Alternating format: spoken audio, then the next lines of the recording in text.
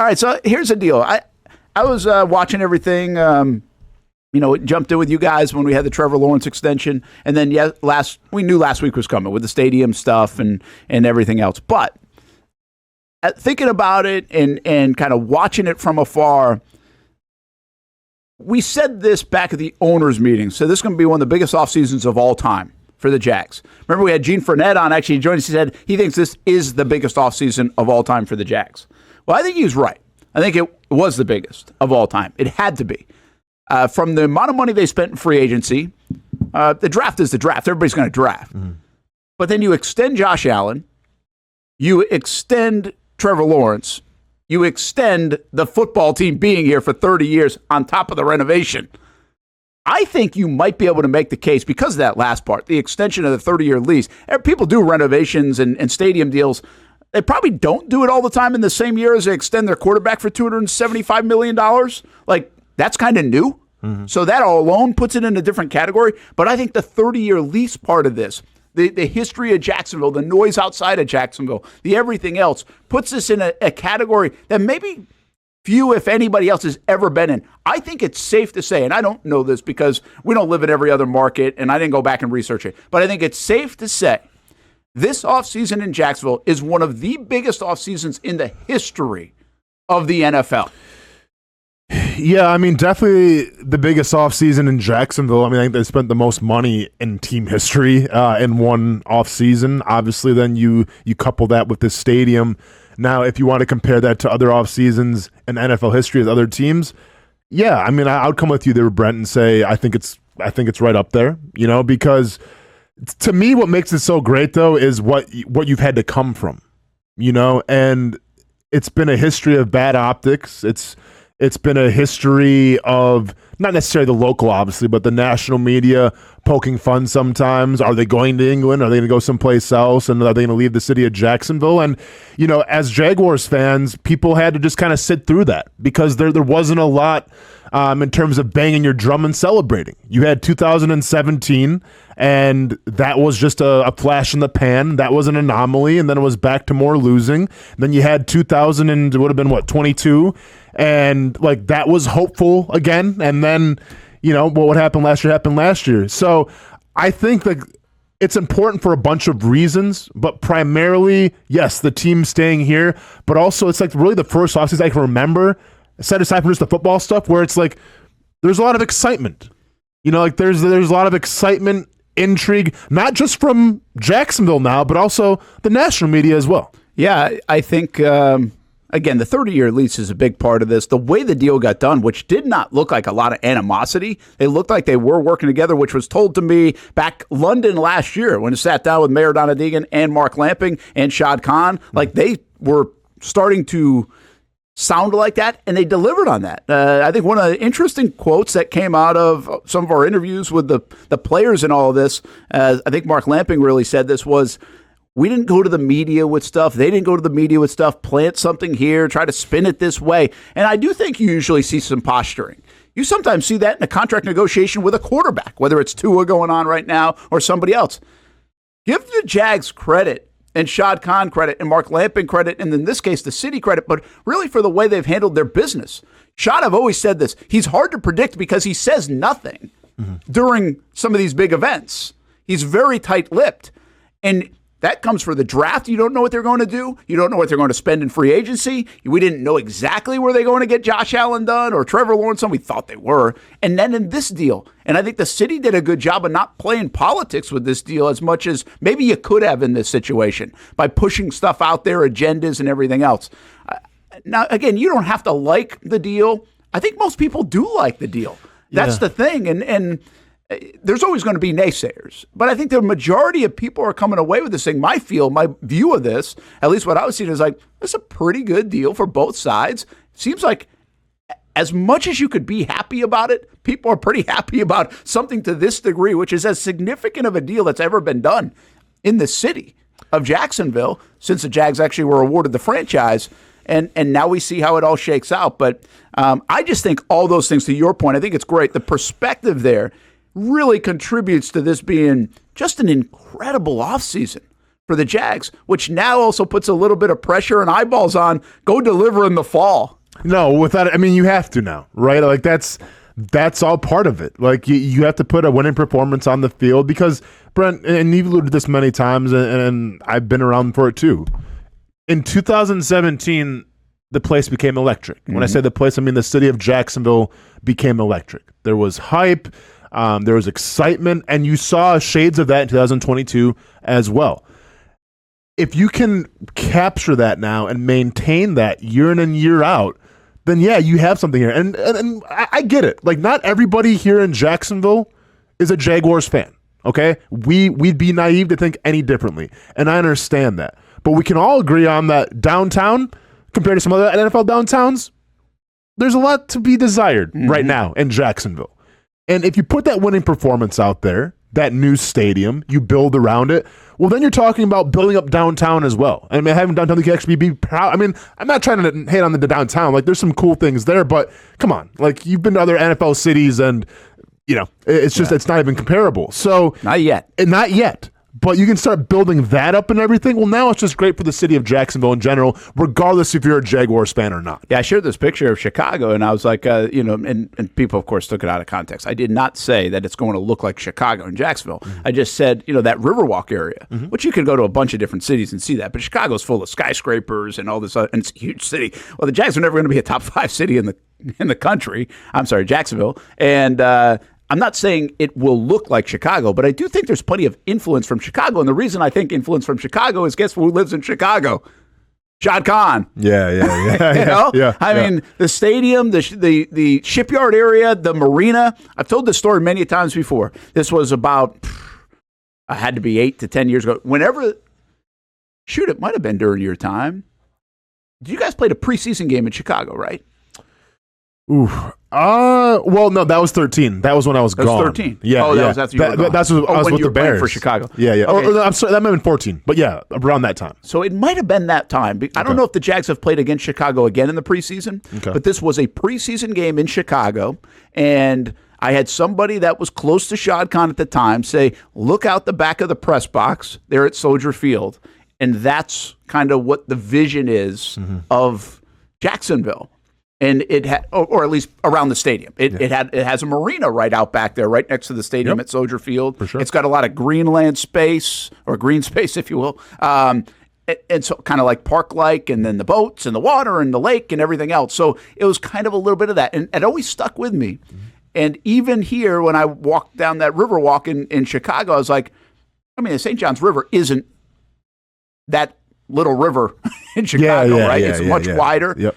But along one end of that St. John's River, you could certainly have what you have in Chicago on that Riverwalk, minus all the skyscrapers. Sure. So I just think there's some excitement about all that. I will say this, too. Glenn C. says, Shad will go down as the most influential business figure in the city's history. After decades of blah, blah, blah about the shipyards, Shad gets it done. Now, this is something I've said since the day Shad bought the team. And you started to figure out and sit down and learn about Shad. I've said this. They're going to build a statue someday of Shad Khan in Jacksonville. And so I agree with you, Glenn. I think he is the catalyst to remake downtown, to have a new vision of Jacksonville, to get it into the next level of whatever that looks like. No idea if we're Nashville or Charlotte or whatever else, but we're not Jacksonville of 20 years ago or 15 years ago or 10 years ago, I think, over the next decade. So we'll see if that, again, I don't know if they actually build a statue, but you get my point in that. I don't think it's hyperbole. I think he's that important to the city, and I think Glenn's kind of right here, too. No, without a doubt. I mean, they could very well build a statue, but also I'm not naive to the fact of, there's a reason why there's some games in London. It's because he's a businessman. Yeah. Right? And he's not out of the goodness of his heart. Oh, I have a soft spot in my heart for Jacksonville. Let me go ahead and help everybody out here. No, there's business narratives here too. He's trying to build it up, and that's what businessmen do. That's why he's good at what he does. So I'm not taking anything away from it, but I understand for what it is. You see potential, you're trying to build it up. It's a business plan. All right, so last thought on this for now, because everybody's had the comments and thought. I mean, this topic we've been talking about forever. It's just now in the books, and now that it's in the books, I mean, outside of an NFL vote, which is going to take place in October, ironically, while the Jags are in London, it's kind of like a what's next. this is going to be an interesting few years. 2028 is always great to look to. Yeah. But there's a lot to get to before that, right? This is a huge year on the field in 24. What does this football team look like in 25 and 26 when things start to take shape around the stadium and you start to reconstruct a little bit? And then 27, when I think they go to Orlando, we'll see where they go, but I think they go to Orlando. How good are they then? And like, how much mud is that to get through as a fan, as an organization, right? Now that this is going to be a weird 4 years. It'll be an unusual 4 years. Not this year as much, but the next 3 after that, I think, at how good the football team is. Are they peaking at the time when they're actually away in 2027? I was going to get on this. Feels kind of like, oh, no. Yeah, I was literally just going to bring this up. But you don't know. And by the way, how much of a disadvantage are they at during that specific year where they could play, let's just say, a third game in London, but also play in Orlando? And then if they are good, that means they're hosting playoff games where? Right? They're playing. Like, there's going to be a lot for this football team, and I think the fan base to kind of swallow, digest a little bit with the hopes of, okay, it's all coming through fruition in 2028. We just got to bite the bullet right now. I know. It's we're on the same wavelength there when we talk about that, because it seems like now, with the pieces that have been signed, number one, with the guys that you brought in, number two, and everything that's been happening, like they're set to kind of surge and reach their full potential. And you're doing this now when you don't have the maximization of the fan base, the maximization of having a stadium and everything. So I'm with you on that. And Brent, we've seen this many times in the NFL. Like some teams' windows are wide open for a decade. Patriots, Chiefs. Some teams' windows could be open for a season. We saw that with the Jacksonville Jaguars back in 2017. And then all of a sudden it was like, well, what happened? So I think the biggest concern now is you got to keep that window open through this process. Right? You have to be in the mix. You have to be in the hunt through this process. Sure, maybe you have a nice little magical run and you don't really feel the full maximal benefit of it because maybe you're playing in Orlando, right? But if you can sustain that for years and years to come, then it'll all be worth it. If you lose yourself in the sauce and it's like, all right, we're playing in Orlando and it's like, I don't know, then, you know, I mean, it's almost like you're building up to this grand opening in 2028. Right? You're getting ready to cut the ribbon, and it's like what you want on that field is like a team that you expect to make a run every single year. Yeah, the NFL's too hard to predict in that way. Like it looks like, they have Trevor Lawrence, but that doesn't mean they're going to be good for the next 5 years consecutively. Here's the one thing. No matter what happens, 2028, everybody will be excited about. It doesn't matter what happens. 2028, people will be excited about. What happens in the interim there, and what does that look like, and how does that feel? Like, I don't know. Like, it's going to be a new experience. And listen, you hope they're good. It's still better if they're good. See, but no, I agree with you. But here's what I think about, and I agree. Like the Raiders, right? Like they weren't necessarily good when they went to Las Vegas, right? But they were still excited in Las Vegas to receive that team. Like I understand all that. But I think it adds a little extra when you have a team who is super competitive and you open that new stadium. You know, like there's a reason why you usually have like the new jersey reveals when your team's good, right? Because you associate winning with that uniform. Well, let's associate winning with this new stadium. Well, here's the deal. Do you want Trevor Lawrence coming off an MVP season to open that new stadium? I'd celebrate that, yeah. You'd celebrate that? Oh, yeah. Because that MVP season took place in Gainesville or That's Orlando. Fine. Hey, that's okay. That's like okay. We want everything. I know. I know. Like, that's okay. The thing. Like, that's a weird thing. I get it. Like, that's kind of, but like, that's kind of, I bet if you ask the fans, like, okay, next 4 years, you can have one down season. 2027 would be the down season. Without a doubt. Right? It wouldn't even be close. Yeah. Right. Yeah. And it makes sense. It makes sense. So it's kind of interesting. Hey, we're getting a lot of comments. I want to share a couple of them. Z. Fortner says, as a lifelong Jax resident, I'm hesitant. Downtown Jax can never truly thrive. I thought Jags were better off moving stadium to 295, 9B area. I disagree with it. I was trying to think of this, and I don't know the answer. I didn't think enough about it. What does this place look like in 10 or 20 years? Probably 20 is a better landscape to pick from. And I don't know. I really don't. But I don't think people anticipated Nashville looking like Nashville or Charlotte looking like Charlotte or you name your city, right? Austin looking like Austin. Yeah. I don't know what it is. I don't necessarily think it's going to be Nashville, but I also don't think that's a bad thing. I don't know if I want to be Nashville right now. It's too damn busy. Right? I mean, it's a All the madhouse. bachelorette parties, Brent. I'm just trying to, trying to get some tacos downtown. I can't all these bachelorette parties downtown. But I don't know what it looks like. There's a lot that can change in 20 years. I just do think this is maybe the start has already been happening because there are people say, hey, downtown's been moving already. Just not like big to catch everybody's attention, but it's already been moving. I believe that, and you can see that. Little small things here or there. But I do think this is something that kind of gets revealed over time, like in a 15 to 20-year stretch, what it really looks like. Because I think there's going to be a lot of building, not just in a stadium and not just in a Four Seasons hotel, but other stuff that follows all the way through the mid-2030s decade.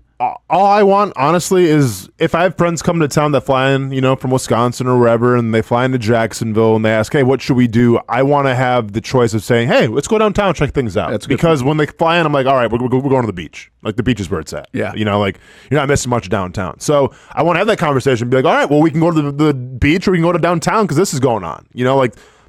I would love to have those conversations. Well, listen, I just got back from San Diego. San Diego's a great comparison here in a lot of ways, right? Because it's not a top 5, I think even top 10 city in America. I think it's probably in the late teens or maybe even early 20s. I don't know what the population is. But you got the beaches, you got all this other stuff. You got all these different pockets, much like Jacksonville. You go to the beach, you go down St. Augustine, you go up to Amelia Island. You got all these different places that are really good. But they still made downtown. They built a ballpark there, and they got the gas lamp district and everything else, and there's fun vibe, to your point. Yeah. That's part of the experience, is to go there as well. So maybe that's, I've never really thought about San Diego and Jacksonville, but coming back from it, and I've been there before, it just, you can have that element where you can still have all these other great parts around this downtown area, but downtown wants to be on the list. I get your point. Let's see what else we got. YB400, not just downtown, but the city is far behind on a lot. Different culture of people coming here, changing Jacks as we speak. And that's where I believe that, YB400. I think we're in it. And when you're in it, it's hard to see it and feel it. But I think what it feels like in 5 to 10 to 15 years, we're going to come back and be like, hey, remember those conversations in 2023, 2024, 2025? That's when it started. That's when it was happening. And I kind of agree with you there. Let's see what else we got. Duval Jags. Brent, what happens if the NFL owners ask Shad Khan to go back to the city and ask for more? Any chance the NFL could deliberately sabotage the deal? I would say no. This is a deal. Remember, I've said this a few times too. Shad Khan has voted on these deals for other stadiums. He knows what it takes. The parameters are in place. Mark Lamping, the city, they very much know the parameters in place. Roger Goodell, actually during one of the primetime games, came down and talked with city leaders, including Mayor Donna Deegan, at what this needs to look like for NFL owners to pass. The Jags, the city, they did their job. I mean, this is not going to be out of a movie here, in my opinion, where something gets sabotaged. I think everybody's pretty comfortable that this thing will pass through in October. Not even thinking about the alternative. I just don't think it even has percentages. They still have to do some things between now and then to make sure they finish the job, but I think that's more from a paperwork and presentation standpoint. They would not have got to this point if it was going to fail. Yeah. So, I don't Duval Jags. I appreciate the question. I just don't think it's even really a possibility. I think they've done their work to be able to make this look the way it's supposed to look to the NFL. And that was a big part of it now. They weren't going to take this separate deal for Jacksonville and be like, you can do what you want down there. That's not how it works. You got to kind of fall in line with the way other deals are done around the league because you set the table for the next deal in whatever city is going to do a stadium deal. And so the Jags, I think, did their part, and the city did their part when it comes to that.